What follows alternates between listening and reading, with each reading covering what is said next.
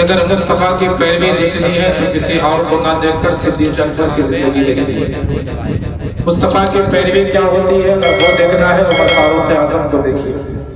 मुस्तफ़ा के नक्शे कदम पे कैसे चला जाता है वो देखना है, हज़रत उस्मान गनी को देखिए।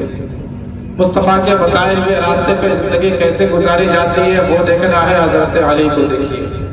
मुस्तफ़ा के बताए हुए रास्ते पर सब्र कैसे किया जाता है वो देखना है तो हज़रत इमाम हुसैन को देखिए। यानी उन लोगों की जिंदगी को देखिए कि उन लोगों ने नक्शे कदमे मुस्तफ़ा पर अपनी जिंदगी को कैसे बसर किया है, अपनी जिंदगी को कैसे गुजर किया है। अल्लाह फरमाता है कि महबूब ऐलान कर दीजिए दुनिया वालों से कि खुदा को राजी करना चाहते हो पहले मुस्तफ़ा की पैरवी करो। मुस्तफ़ा की पैरवी करने का मतलब क्या होता है? मुस्तफ़ा का पैरवी करने का मतलब ये है कि मुस्तफ़ा जैसे चले हैं हमें वैसा ही चलना है। मुस्तफ़ा जैसे खाना तनावल फरमाते थे हमें वैसा ही खाना है। मुस्तफ़ा जैसे पानी पीते थे हमें वैसा ही पानी पीना है। मुस्तफ़ा जैसे आपस में बात किया करते थे हमें वैसा ही बात करना है। यानी मुस्तफ़ा का अंदाज हमें अपनाना है और ऐसा मुस्तफ़ा का अंदाज अपनाना है कि जब आप दुनिया वालों के बीच से गुजरे तो दुनिया वाला बाद में नाम से पहचाने कि ये कौन जा रहा है। दुनिया वाला बाद में ये गांव से पहचाने कि कौन जा रहा है। जब आप किसी मोहल्ले से गुजर जाए आपका नाम बाद में हो, आपके गांव का नाम बाद में हो, बल्कि अंदाज देखकर दुनिया वाला कह दे कि ये कोई और नहीं बल्कि गुलाम मुस्तफ़ा जा रहा है। ऐसा अंदाज उल्फते मुस्तफ़ा से मोहब्बत करने वालों का होता है। ये बस मुक़द्दस शादी की है। मुस्तफ़ा कौन है, उनके दरबार का क्या मुकाम है। मदीना शरीफ की सरजमीन है और सरजमीन मदीना शरीफ पर एक ऐसी तारीख आई है, एक ऐसी तारीख कि जिस तारीख में हज बैतुल्लाह के बाद जब लोग पहुंचे हैं रोज़े मुस्तफ़ा पर, अपने वक्त के बहुत बड़े रहे सखी हजरत हातिम ताई, हातिम ताई का पोता पहुंचा है मदीना शरीफ। लेकिन तारीख ये बताती है कि हातिम ताई के पोते के साथ मदीने का कोई शख्स नहीं घूम रहा है, उसके साथ कोई नहीं है। हातिम ताई के पोते ने कहा कि मैं मदीना शरीफ में हूँ, मेरे साथ कोई नहीं है। आखिर में क्या वजह है, वहां पे कौन लोग बैठे हैं जहाँ पे भीड़ इकट्ठी है। कहने वाले लोगों ने कहा कि हातिम ताई के पोते वहां पे बैठने वाला कोई और नहीं बल्कि हजरत इमाम हुसैन की जात है। जो वहां पे बैठे हैं इमाम हुसैन कोई और नहीं बल्कि नबी के नवासे हैं, उनके करीब लोग बैठे हैं। इसे इतना कहा तो हातिम ताई के पोते ने कहा कि मालूम है कि मेरे दादा की सखावत कितनी बड़ी है, शायद इन लोगों ने मेरे दादा की सखावत नहीं सुनी है। हातिम ताई का पोता खुद वहां से उठ के जाता है नबी के नवासे के करीब, हजरत इमाम हुसैन के करीब जाकर वो कहता है कि आपको मालूम है कि मेरे दादा कितने बड़े सखी थे, मेरे दादा कितने बड़े सखावत के पैकर थे, आपको मालूम है। हजरत इमाम हुसैन फरमाते हैं कि बताओ तो मैं भी जानूं तुम्हारे दादा कितने बड़े सखी थे, तुम्हारे दादा कितने बड़े सखावत के पैकर थे। तो हातिम ताई का पोता कहता है कि सुनिए, मेरे दादा इतने बड़े सखावत के पैकर थे, इतने बड़े सखी थे कि मेरे दादा के महल में 7 दरवाजा था। एक फकीर जब एक दरवाजे से भीख मांगा करता था तो दूसरे दरवाजे पे जाके खड़ा होता था, उसे भी भीख मिला करती थी। तीसरे दरवाजे पे जाया करता था, वहां पे उसे दिया जाता था। तीसरे दरवाजे के बाद चौथे दरवाजे पे जाया जाता था, वहां पे उसे भीख मिलती थी। हत्ता के 7 दरवाजे पे जाया करता था। लेकिन मेरे दादा हातिम ताई है तो एक ही फकीर को 7 दरवाजों पे भीख देता था। कभी ये नहीं कहा है कि पहले दरवाजे पे लिए हो दूसरे पे नहीं दूंगा, दूसरे पे लिए हो तीसरे पे नहीं दूंगा, तीसरे दरवाजे पे लिए हुए तो चौथे पे नहीं मिलेगी। हत्ता के 7 दरवाजों पे उसे मिला करती थी। हजरत इमाम हुसैन ने फरमाया, ओ हातिम ताई के पोते सुनो, तुम्हारे दादा के दरवाजे पे जब लोग आया करते थे तो 7 दरवाजे पे भीख लिया करते थे। उसके सबसे बड़ी वजह यह थी कि एक दरवाजे पे मिलने के बाद उसकी दिली ख्वाहिश पूरी नहीं होती थी, दूसरे दरवाजे पे जाता था। दूसरे दरवाजे के बाद उसकी मुराद पूरी नहीं होती थी, तीसरे दरवाजे पे जाता था। तीसरी के बाद भी उसकी तमन्ना पूरी नहीं होती थी, चौथे पे जाया करता था। चौथे के बाद भी उसकी आरज़ू पूरा नहीं हुआ करता था, 5वें पे जाया करता था। 5वें के बाद में जब उसके मुरादें पूरी नहीं होती थी, 6ठे पे जाया करता था। यहाँ तक के 7वें के बाद भी पहले दरवाजे पे आ जाया करता था। लेकिन तुझे मालूम है कि मेरे दादा कौन है? इमामुल अंबिया है। मेरे दादा कौन है? रसूल आज़म है। मेरे दादा कौन है? पैगंबर आज़म है। मेरे दादा के दरवाजे पर एक बार आया है और एक बार मेरे दादा के दरवाजे से भीख मांग कर ले गया है। तो इतना इतना बड़ा वो पैकर बन गया है कि क़यामत तक मांगने की जरूरत नहीं पड़ती। वो कैसा दरवाजा है, एक बार आया है, एक बार मांग कर ले गया तो कोई सदाकत के ताजदार बन गया, कोई गया है तो अदालत के पैकर बन गया, कोई गया है तो शुजाअत का पैकर बन गया, कोई गया है तो सखावत के पैकर बन गया। आप कहेंगे वो नबी का दरवाजा है कि जिस नबी के दरवाजे में अगर हुसैन आए तो शहीद आजम बन गए, अगर अब्दुल कादिर जिलानी आए तो बड़े पीर गौसे आजम बन गए। दरवाजा वही है जहाँ पे मोइनुद्दीन आए तो हिंदुस्तान का राजा गरीब नवाज बन गए। दरवाजा वही है तो इश्क में कोई आया है तो आला हजरत बन गया। दरवाजा वही है, लेकिन जैसे जैसे लोग इश्क में आते गए उनका रुतबा ऊंचा होता गया। दरवाजा वही है, जब वहाँ पे मखदूम अलाउद्दीन आए तो वही साबिर कलियाई बनते नजर आए। दरवाजा वही है, कभी निजामुद्दीन औलिया बनते नजर आए, कभी फरीदे गंज शकर बनते नजर आए। उसी दरवाजे पे सरकार तेग अली शाह के जब साथ पहुंचते हैं पूरा दुनिया में उनका मकाम शोहरत से दोबाला हो जाता है। जब नबी के वो दरबार में जब लोग जाते गए और जाने के बाद ऐसा मकाम मिला है कि नबी के दरवाजे पे कंकर गया है तो वो भी हीरा बन के लौटा है, पत्थर गया है तो वो भी लाल बन के लौटा है। जब इसी हदीस पे नजर पड़ी हामिद लखनवी की तो हामिद लखनवी ने इश्क मुस्तफा में कहा था कि जो याद मुस्तफा से दिल को बहलाया नहीं करते, हकीकत में वो लुत्फ़ जिंदगी पाया नहीं करते। अरे ये दरबारे मोहम्मद है, यहाँ अपनों का क्या कहना, यहाँ से हाथ खाली गैर ही जाया है। ऐसा दरबार है।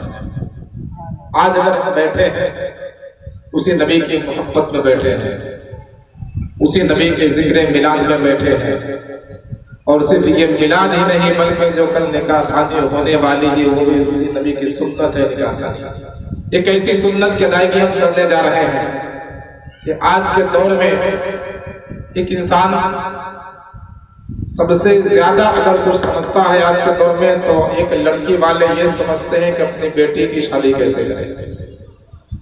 आज के इस दौर में जिसके बारे में नबी ने कहा था कि तुम अपने शादियों को निकाह को आसान बनाओ, लेकिन आज के दौर में सबसे मुश्किल काम है अपनी बेटी की शादी करना। बहुत परेशानियों का सामना करने के बाद तब एक इंसान आज के दौर में एक लड़की की शादी करता है। बड़ी मुश्किलों का सामना करना होता है एक लड़की की शादी के लिए। अगर एक लड़का को आप ढूंढने जाएं और लड़का को अगर कुछ नहीं आता हो फिर भी लोग समझते हैं कि ये कोई ऐब नहीं है, लेकिन लड़की से अगर पहला कलमा पूछ दिया जाए और लड़की इतना पढ़े तो हम समझते हैं कि ये ऐब है।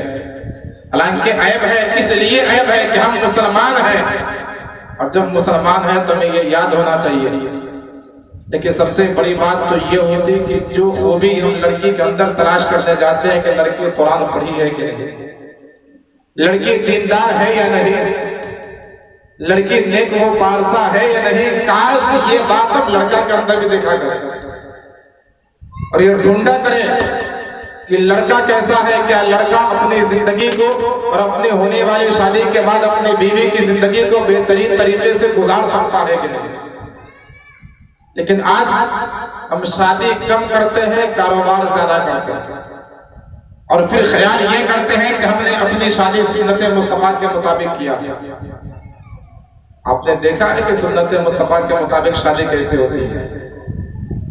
अगर सुन्नत मुस्तफा के मुताबिक शादी देखनी हो तो आइए मदीना शरीफ की सरजमीन है, और सरजमीन मदीना को हजरत फातिमा ज़हरा की जात है।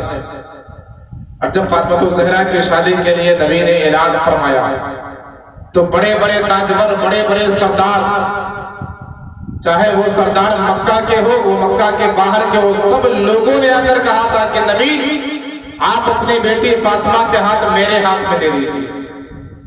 सब बड़े सरदार के बेटे आए, कहे नबी आप बेटी फातिमा के हाथ मेरे हाथ में दे दीजिए। नबी सबके बात सुनते रहे। अबू बकर सिद्दीक है, फरमाते अबू बकर सिद्दीक, अली सब जा रहे हैं नबी के पास फातिमा के हाथ मांगने के लिए, तुम भी जाओ। हजरत अली फरमाते हैं कि सिद्दीक आपको मालूम है कि मैं कितना गरीब हूँ, मेरी जिंदगी कैसे गुजरती है आपको मालूम है। मैं अकेला हूँ, जैसे मर्जी वैसे रहता हूँ, एक वक्त खाता हूँ तो एक वक्त भूखे रह जाता हूँ, शादी के बाद मेरी ये जिम्मेदारी होगी कि अपनी बीवी को अच्छे से रखा जाए, अपने होने वाले औलादों के बारे में फिक्र करना होगा। अबू बकर सिद्दीक फरमाते हैं कि जाओ अली, हजरत अली है नबी की बारगाह में जाते हैं।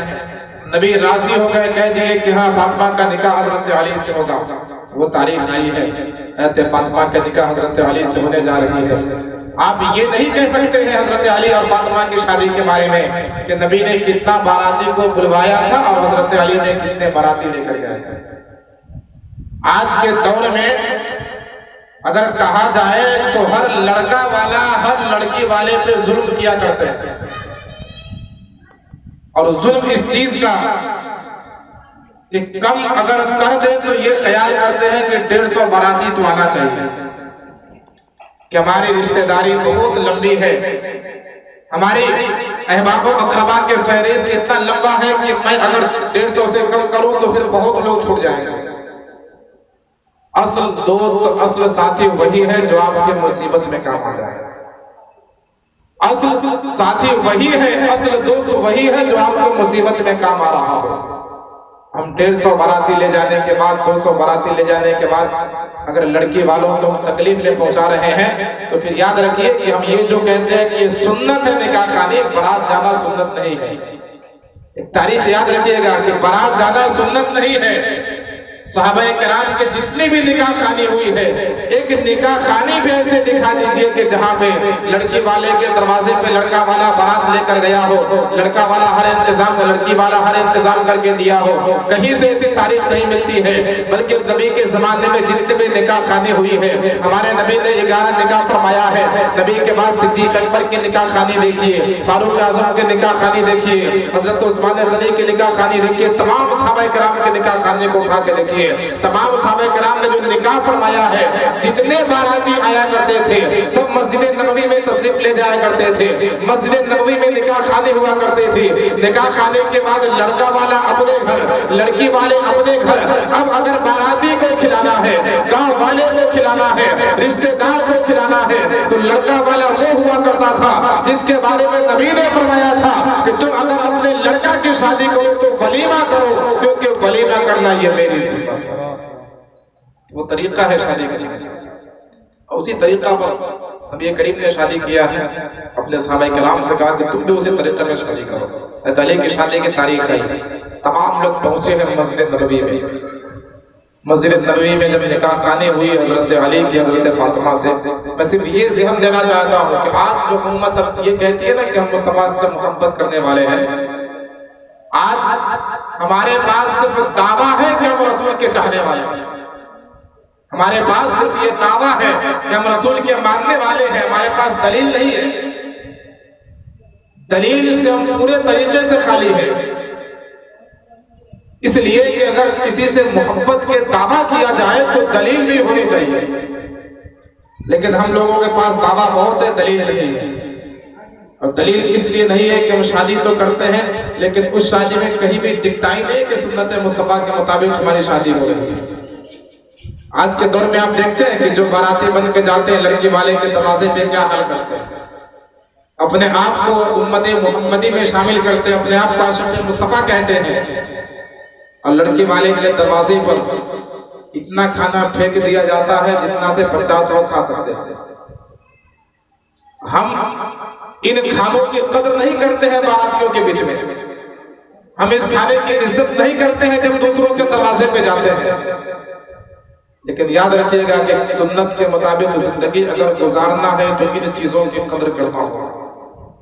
और तारीख उठा के देखनी होगी कि हजरत अली की शादी जब हजरत फातिमा से हुई है तो जो निकाह खानी में सबसे खास चीज है दैन मोहर, वो खास दैन मोहर जब हजरत फातिमा के लिए रखा गया और नबी ने जब फरमाया कि फातिमा मैं तुम्हारा निकाह 400 दिरहम के बदले हजरत अली से करने जा रहा हूँ, तो हजरत फातिमा है जो फरमाती है कि या रसूल अल्लाह ये निकाह मुझे मंजूर नहीं है। तब जाके नबी फरमाते हैं कि फातिमा तुझे क्या है, क्या दैन मोहर पसंद नहीं है या अली पसंद नहीं है?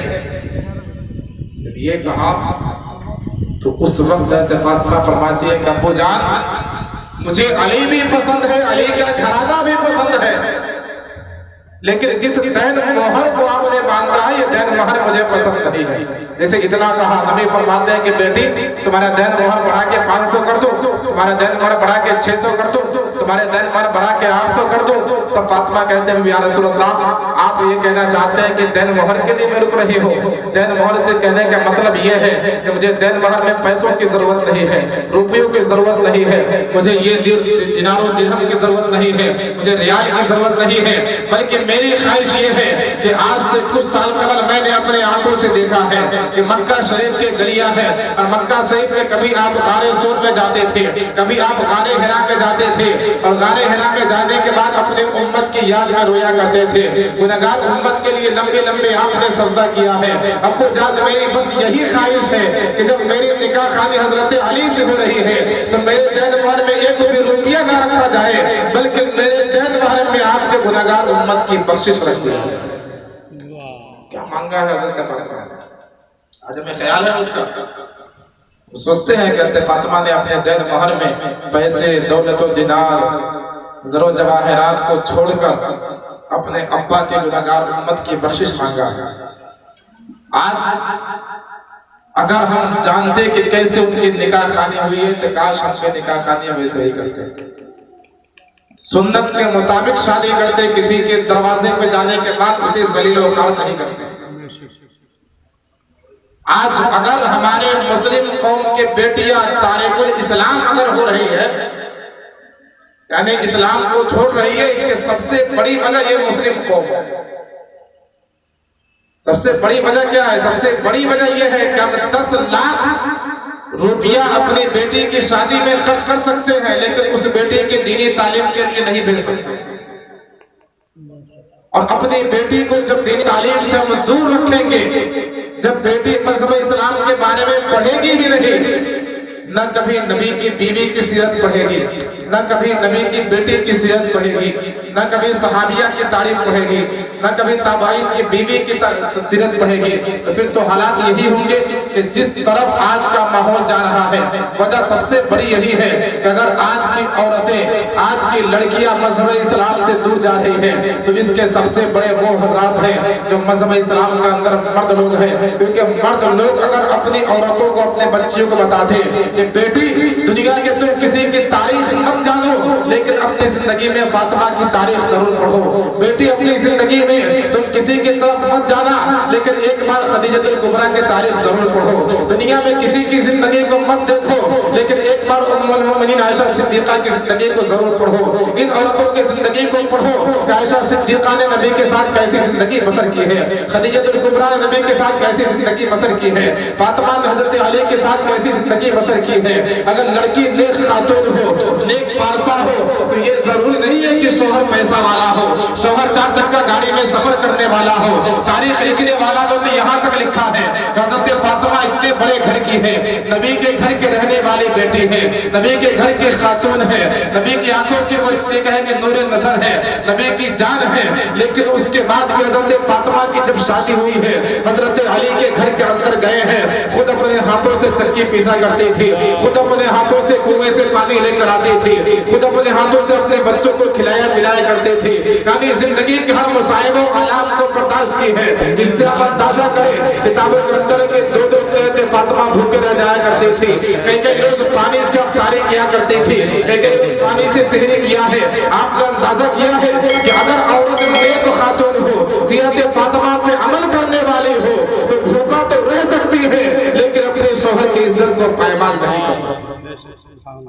हम उसकी कदर करें और जाने क्या शादी के बाद एक औरत होती क्या, कौन जानेगा उसके बारे में। आज अगर हम तारीख उलट के देखते हैं और पढ़ते हैं तो हम अंदाजा कर सकते हैं कि आज सबसे बुरे हालात में यह कौम मुस्लिम है और इसकी औरतें हैं। कभी हमने कुरान को पढ़ा है पर्दे के बारे में?